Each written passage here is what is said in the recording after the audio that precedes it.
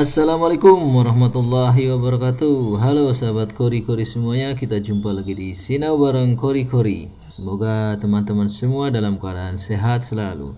Kali ini kita akan membahas rangkuman singkat mengenai radikalisme. Ini adalah salah satu submateri yang ada di tes SKD CPNS, tes wawasan kebangsaan.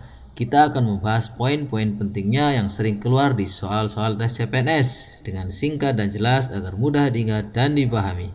Bagi teman-teman yang belum subscribe, silahkan dukung kami dengan subscribe channel ini agar kami bisa terus menyajikan informasi yang mudah-mudahan bermanfaat buat teman-teman semuanya.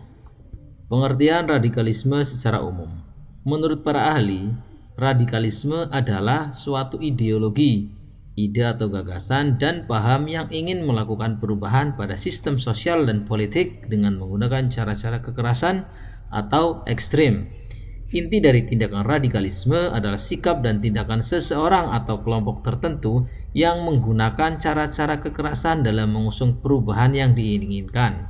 Kelompok radikal umumnya menginginkan perubahan tersebut dalam tempo singkat dan secara drastis serta bertentangan dengan sistem sosial yang berlaku. Radikalisme sering dikaitkan dengan terorisme karena kelompok radikal dapat melakukan cara apapun agar keinginannya tercapai, termasuk meneror pihak yang tidak sepaham dengan mereka.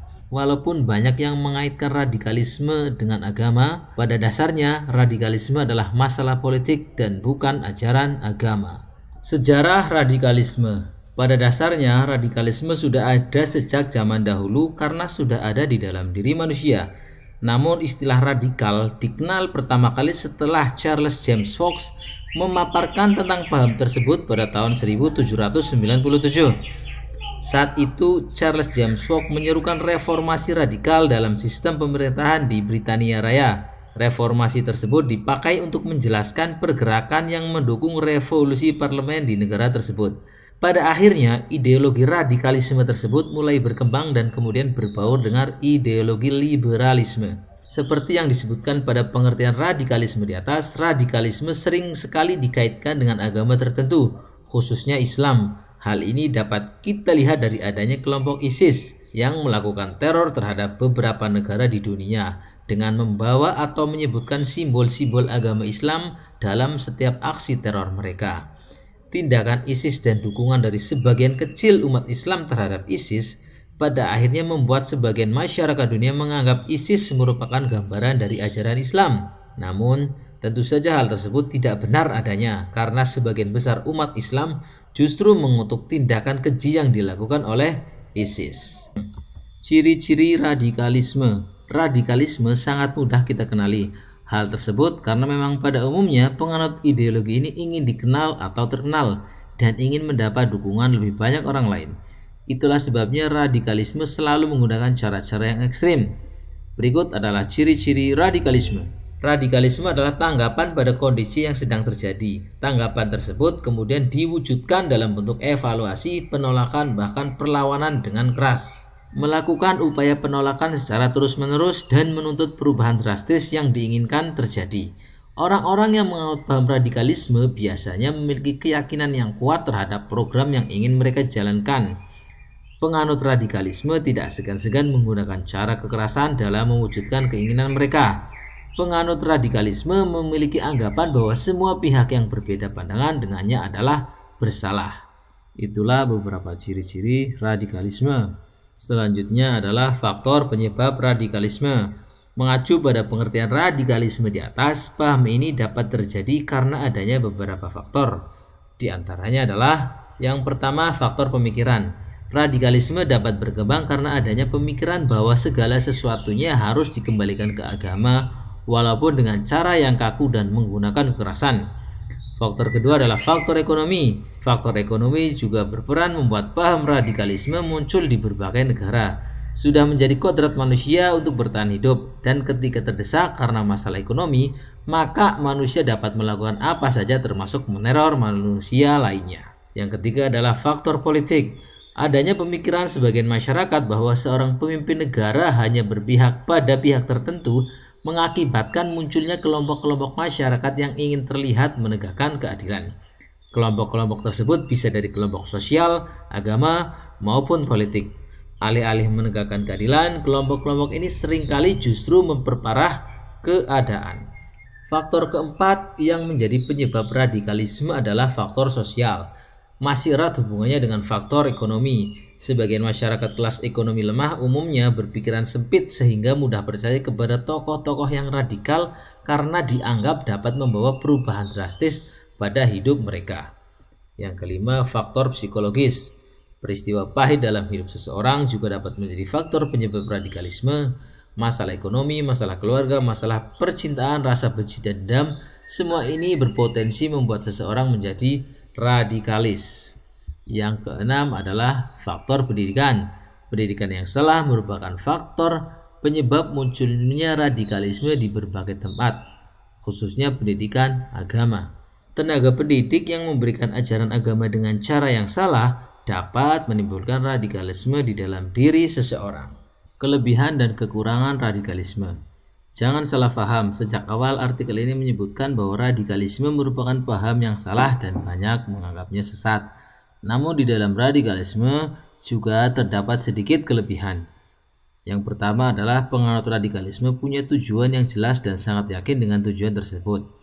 Yang kedua, penganut radikalisme memiliki kesetiaan dan semangat juang yang sangat besar dalam mewujudkan tujuannya.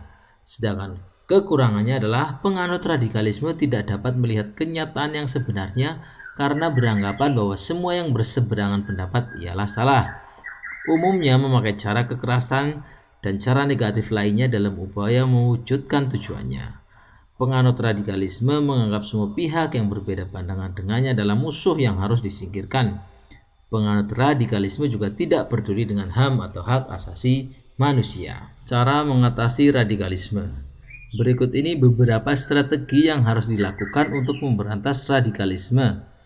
Yang pertama adalah meningkatkan pemahaman keagamaan. Radikalisme disebabkan oleh minimnya pemahaman agama. Belajar agama secara dangkal dapat memicu mereka melakukan kekerasan, bahkan atas nama agama. Tindakan terorisme belakangan ini dilakukan dengan cara bunuh diri, misalnya bom bunuh diri, sebab Islam justru melarang tindakan bunuh diri, sehingga tindakan terorisme dalam bentuk apapun sangat bertentangan dengan ajaran Islam. Tindakan terorisme mengatasnamakan Islam sering mengaitkan perbuatannya dengan jihad, padahal mereka sebenarnya tidak tahu makna jihad sesungguhnya. Untuk itu kita harus belajar agama pada yang ahlinya, yang tahu betul apa arti jihad yang sesungguhnya. Cara mengatasi radikalisme yang kedua adalah bisa juga dengan cara membentuk komunitas-komunitas damai di lingkungan sekitar. Pemuda bisa menjadi pionir dalam pembentukan komunitas cinta damai di lingkungannya. Komunitas-komunitas tersebutlah yang melakukan sosialisasi ke masyarakat maupun ke sekolah-sekolah akan bahaya paham radikalisme. Selain itu, komunitas-komunitas ini juga ikut aktif dalam pengawasan sehingga jika di lingkungannya terdapat hal-hal yang mencurigakan terkait penyebaran virus radikalisme, segera melaporkannya ke pihak yang memiliki wewenang seperti tokoh masyarakat dan tokoh agama. Cara yang ketiga dalam mengatasi radikalisme adalah menyebarkan virus damai di dunia maya. Karena di Indonesia, pengguna internet berasal dari kalangan anak-anak dan remaja diprediksi mencapai 30 juta. Mereka ini menggunakan internet hanya untuk mencari informasi, terhubung dengan teman, dan untuk hiburan. Hal inilah yang menjadi celah bagi para penyebar paham radikalisme untuk menyebarkan pahamnya di dunia maya. Oleh karena itu, dibutuhkan aksi dari pemuda sebagai pengguna internet terbanyak di Indonesia untuk menangkal informasi-informasi yang menyesatkan dengan mengunggah konten damai di sosial media seperti tulisan dan komik, sehingga konten-konten damai yang bertebaran di dunia maya dapat mengalahkan konten-konten radikal yang disebarkan oleh kelompok-kelompok radikal. Cara yang keempat adalah menjaga persatuan dan kesatuan. Generasi muda adalah generasi penerus bangsa yang mempunyai kemampuan, kepintaran, keberanian, dan mempunyai tekad yang kuat untuk melindungi bangsa Indonesia yang mereka cintai. Generasi muda adalah warga negara yang menjadi unsur penting dalam suatu negara. Menunjukkan sikap bela negara pada generasi muda saat ini dapat dilakukan dengan menampilkan perilaku-perilaku positif yang sesuai dengan Pancasila dan UUD 1945. dengan menjunjung tinggi persatuan dan kesatuan bangsa yang bertujuan untuk melawan segala macam paham kebencian dan kekerasan yang ingin merusak keutuhan NKRI. Yang kelima adalah menghindari dan memberantas berita hoax, yaitu dengan cara membiasakan diri untuk tidak turut menyebarkan berita yang belum jelas kebenarannya, terutama yang beredar melalui media sosial, agar tidak mudah diprovokasi oleh kelompok-kelompok yang bertujuan untuk menyebarkan virus radikalisme. Oke, sekian dulu teman-teman tema radikalisme kali ini, semoga ada manfaatnya. Sampai jumpa lagi di lain kesempatan. Wassalamualaikum warahmatullahi wabarakatuh.